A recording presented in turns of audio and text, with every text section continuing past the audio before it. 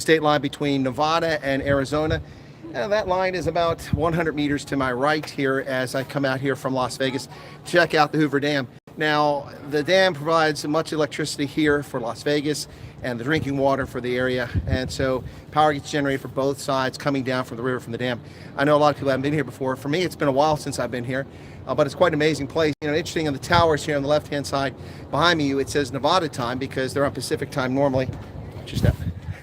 They're on Pacific time normally, and on the other side, Arizona, because they don't use daylight savings time. So right now, they're both just a few minutes after 5 p.m., which is Pacific Standard Time right now. But during part of the year, because Arizona doesn't do the daylight savings, there's a 1 hour difference between two. So literally, you can walk 10 meters and you're an hour earlier. So you gain some time in life, if you want to look at it that way. But let me just show you down here below. You can see where the water comes out down there, below the dam. You can see it pooling down there. Power generation station for Arizona on the left-hand side, for Nevada on the right-hand side, and then the river flows down through there. Massive engineering undertaking during the Great Depression. This took place back in the 1930s. One of the most impressive engineering feats of humankind, actually. Now, the Three Gorges Dam in China has kind of put this one to shame because it's much larger than this. But this is quite an engineering feat over a century ago when the techniques and methods weren't that refined. If you come here early enough, you can actually, or during the day, you can actually get a tour of the dam. You go down inside the structure. You see the power generators. You can do it. I think it's like $40 a person right now for the tour. I just came to be on top of the dam and show you all what's going on out here, so I thought you'd appreciate that. What I'm gonna do now is grab my stuff, which is laying here on the ground. I'm gonna walk up towards the other side and show you the reservoir, which is Lake Mead. That's the source of Las Vegas's drinking water, and it's also what powers the generators in this power station as it runs through the dam and generates electricity for Arizona and for Nevada. So hang tight, we're gonna go there. Oh, by the way, so I picked something up here at the Hoover Dam. If the Oosthuizens are watching this in Pittsburgh, I know you've got Bruce the service dog, but I now have myself my own service dog. I picked him up here. I haven't given him a name yet, but he's from the Hoover Dam. That's my service dog. So with my hip, I figured maybe I need a service dog.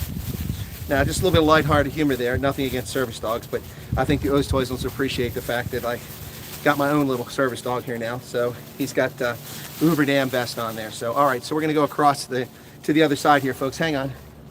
Oh, and by the way, you can do the touristy thing here if you're thirsty, and you can buy some of the Hoover Dam water. And of course, it's just kind of a tourist trap thing, but I'll tell you what, when it's 90 plus degrees, which it is right now, and you grab one of these aluminum cans off the shelf and it's ice cold. Ooh, hang on, here we go. Ah, that hits the spot. Ice cold. Hoover Dam water. All right, so this was built between 1931 and 1935, as I said, during the Great Depression. So I'm going to walk across now to the other side, and we're going to show you the other side in Lake Mead, which should be interesting. All right, so stick with me. Make sure I didn't leave anything behind there. And as we go across the other side. So I see a few people found it, even though it's late in South Africa. So I can cross right here. We're going to go across to the other side. And as I said, you can see on the tower, it's Nevada time. So we're going to go over here, and you'll be able to see Lake Mead down here. Whew, it's kind of warm out here. Whoops, careful. Excuse me. All right, here we go. Sounds like somebody speaking Afrikaans back there.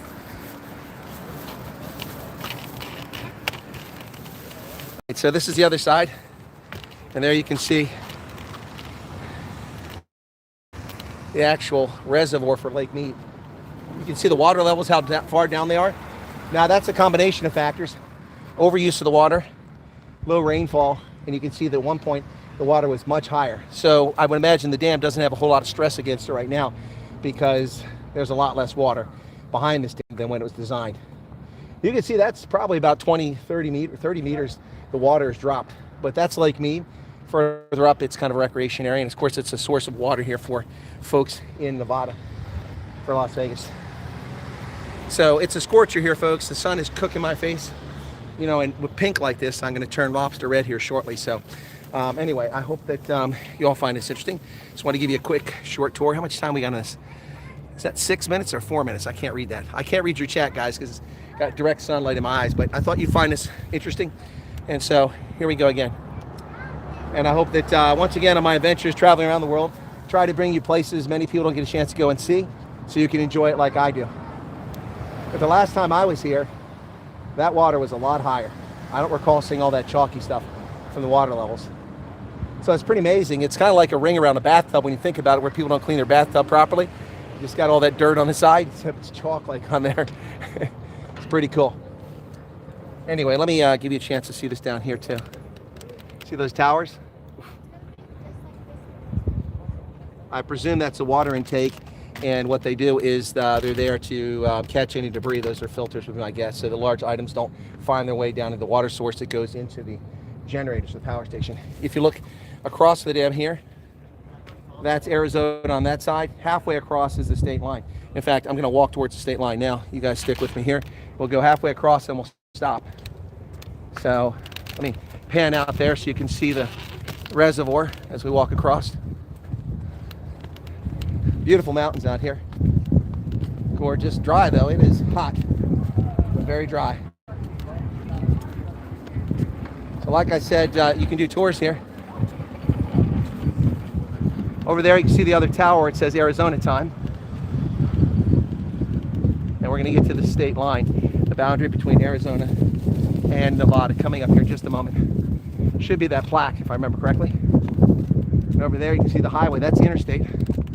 Up there on that bridge. Massive bridge. So, here you go, right there. Let me show you real quickly, I should say.